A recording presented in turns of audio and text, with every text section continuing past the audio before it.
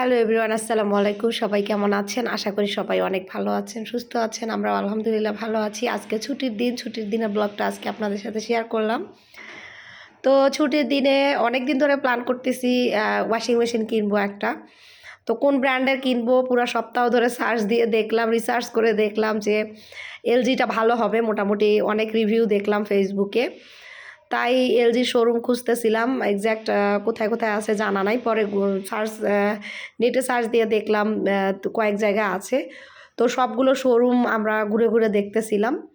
তো আমাদের বাসার ডাইনিং টেবিল যে শোরুম থেকে নিয়েছিল ওই হাতিলের শোরুমের নিচের ফ্লোরে আমি দেখছিলাম ইলেকট্রনিক জিনিস। ওখানে গিয়ে দেখি যে ওখানের শোরুমটা অন্যখানে নিয়ে গেছে। তো আমরা এভাবেই ঘুরতেছিলাম বিভিন্ন শোরুমে। তো অবশেষে একটা জায়গায় পেলাম, নেটে সার্চ দিয়ে ওখানেই যাচ্ছি। আমাদের বাসার সামনেরগুলো আছে, কিন্তু আমরা চাচ্ছিলাম যে মূল শোরুম থেকেই নিতে। তাই এখন অন দ্য ওয়ে কয়েকটা জায়গায় দেখলাম। তো আমরা যে ব্র্যান্ডটা নিতে যাচ্ছিলাম ওই ব্র্যান্ডটা নাই ওখানে। আমরা চলে আসলাম বাসার কাছে একটা শোরুম। এটা কাছাকাছি, খুব বেশি দূরেও না কাছেও না। এখান থেকে ভ্যান ভাড়া 500 টাকার মতো নিবে যদি ওয়াশিং মেশিন নেই। এখানে জিজ্ঞাসা করে দেখলাম। তো ভ্যান ভাড়াটা আমাদের দিতে হবে। একটা পছন্দ করলাম অ্যাশ কালার এলজি, আর ওটা হচ্ছে 8 কেজিরটা।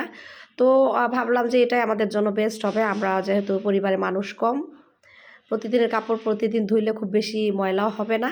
আমরা বুকিং দিয়ে আসছিলাম, আর পরের দিন ভ্যানওয়ালা এটা দিয়ে গেল। এখন উনি এটা আনবক্স করে করতেছে।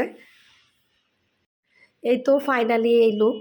ওয়াশিং মেশিনের কালারটা অ্যাশ কালারে নিলাম। একটা ছিল হোয়াইট কালার, হোয়াইট কালারটা ভালো লাগলো না, এইটাই ভালো লাগলো। তো এটাই আমার চয়েস।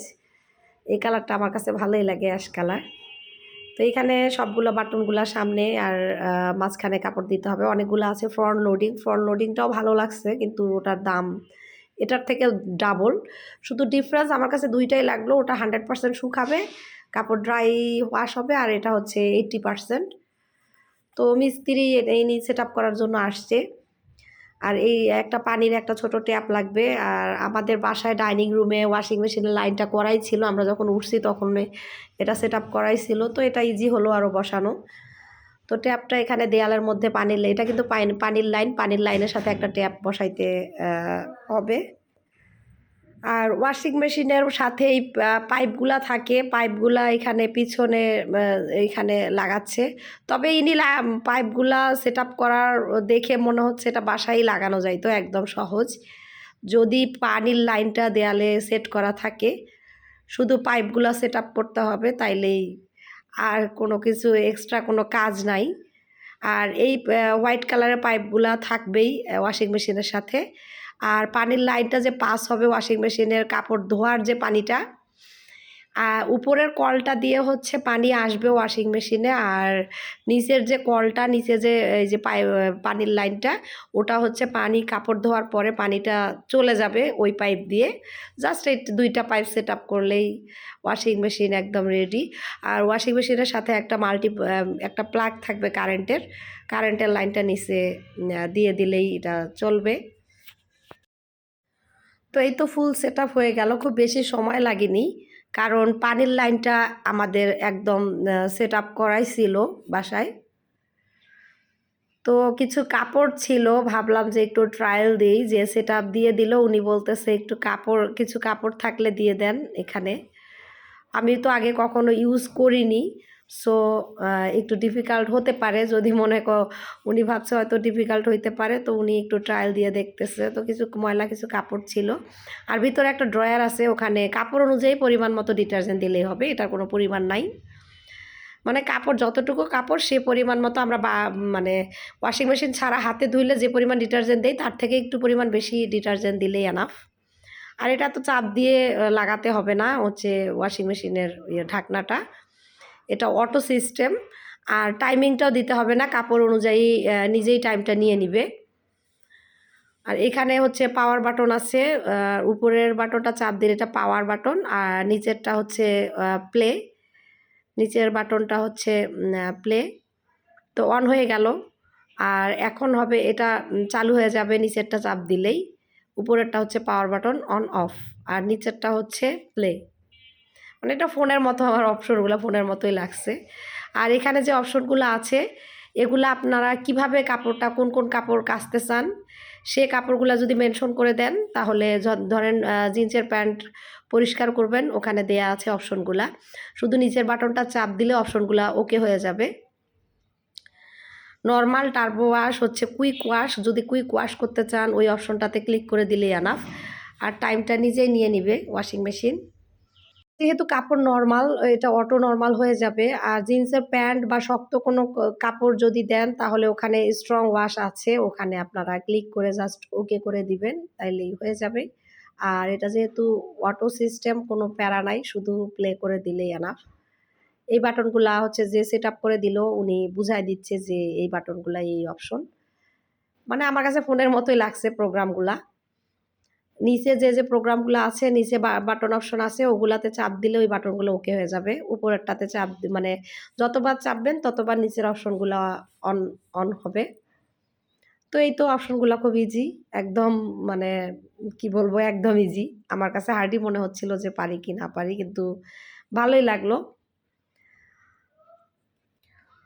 আর এই যে এখানে আরেকটা অপশন আছে ওয়াশ, মানে কত লিটার পানিতে ওয়াশ করবেন, কতটুকু পানিতে, এখানে পানির পরিমাণটা আছে, মানে সর্বনিম্ন থেকে সর্ব আর কি উচ্চতা, যেমন 3 লিটার, এখানে লিটারের পরিমাণ, পানির লিটারের পরিমাণ।